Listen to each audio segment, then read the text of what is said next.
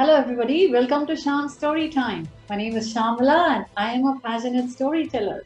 From today we are starting a new series in my YouTube channel. It's called Vikramaditya Stories. Today is the first part of this series and it is called King Bhojaraja Gets the Throne. Are we ready to listen? This is a very interesting series and it may go on for many months together. So wait for this story every Saturday at 9 o'clock in my YouTube channel, Shyam's Storytime. Here goes the first story. Long ago, there was a king whose name was Bhojaraja, who ruled over the kingdom of 𝐒𝐭𝐤. His kingdom was adjacent to a forest which was home to a lot of wild animals. King Bhojaraja was very much interested in hunting. One day he went into the forest for hunting along with a few of his ministers who were also avid hunters. They hunted down wild animals for a very long time, and at the end of the day, they were all indeed tired, hungry, and thirsty. They looked around and found a small cornfield. When they entered the cornfield, they saw that all the plants there were bearing such sweet and juicy corn. And in the middle of the field, there was a well which they can use to quench their thirst. And there was the owner of this field. His name was Saravana. He was standing on a small platform, and the moment he looked at the king, he greeted him, "Your Majesty, welcome to my cornfield." The king indeed was very happy. He said that him and his friends were very tired after a long day of hunting. So Saravana said, "My dear king, the entire cornfield is yours. Please take as much corn as you want and enjoy the juicy fruit. Please quench your thirst. There's a lot of water available in the well. Please do so," said Saravana. He was so kind, very gentle and extremely hospitable. The king was very happy. They all went inside. They picked up a lot of corn. They started to munch on them. They even drew some water from the well. They all tasted the water. That was also very sweet. As they were enjoying, the owner of this cornfield, Saravana, he climbed down from the platform. Suddenly, he started to yell at them. "How dare you all enter my cornfield without asking my permission?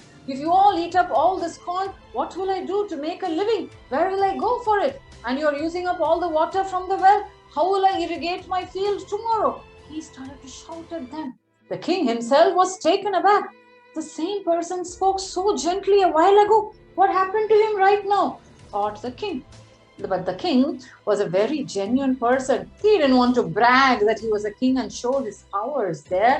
He simply apologized to this owner of the cornfield and said, "We will leave right now, don't you worry." Saravana climbed on that platform and once again he became very kind and gentle. He said, "Your Majesty, please accept my apologies. Come here and take whatever you want to eat. Please drink the water." He started to speak in the same manner as before. The king thought for a while, what makes him change? Both the times, while he was on the platform and while he was down, he was genuine, noticed the king. But what made him speak so gently while he stood on that mount, on that platform, but not so gently while he climbed down from it? The king decided that this has to do with something that is there under the platform. The king wanted to find out what it was. So the king asked Saravana if he can buy the cornfield from him. The king was ready to pay any price that was quoted or even 10 times more its actual price.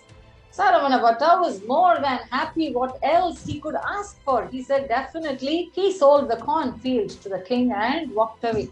The next day, King Bhojaraja sent a few of his people and asked him to dig up this mound and see what underneath. There was a surprise. When they dug it out, they saw a big throne of a king.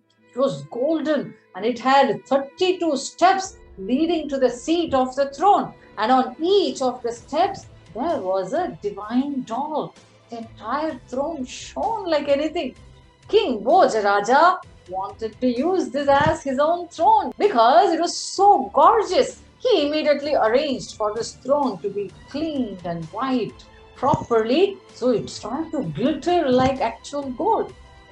Next, King Bhojaraja asked for this throne to be transported to his own chambers. but they were unable to even move the throne. When he asked for the advice of some of his ministers, it was suggested to the king that he has to offer some rituals and worship the throne before it can be moved. The same was arranged and done. In the next 3 days, lots and lots of rituals and prayers were offered, and at the end of it, they were able to move the throne.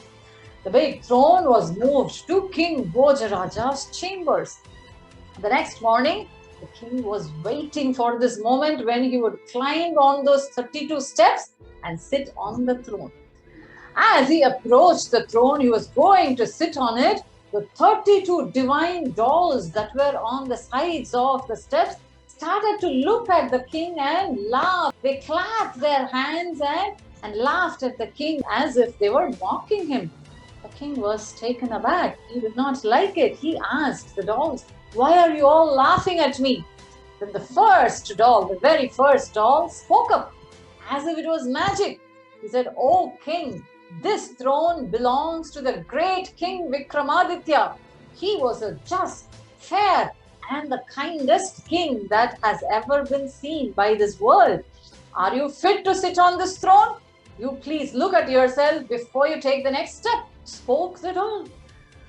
King Bhojaraja was once again aghast. What is this magic? Dolls are speaking. He had not even heard of such a king. So he asked the doll, "Can you please tell me who is King Vikramaditya? Then I will be able to tell you if I am on par with him, if I am fit enough to climb this throne and sit on this throne," said King Bhojaraja. So the first doll started to tell him the story of King Vikramaditya. To know the story of King Vikramaditya, you have to wait. I will tell you the second part of the series when you will get to know who is King Vikramaditya. Did you like today's story? If you did, subscribe to my YouTube channel, Shyam's Storytime. You will have access to all the stories that I upload. Every Saturday at 9 o'clock in the morning, there is an English story that comes right to your cell phone. On Sunday at 9 o'clock in the morning, you get a story in Tamil. You can watch, listen, and enjoy the stories. My name is Shamala and I am a passionate storyteller. I will meet you next week.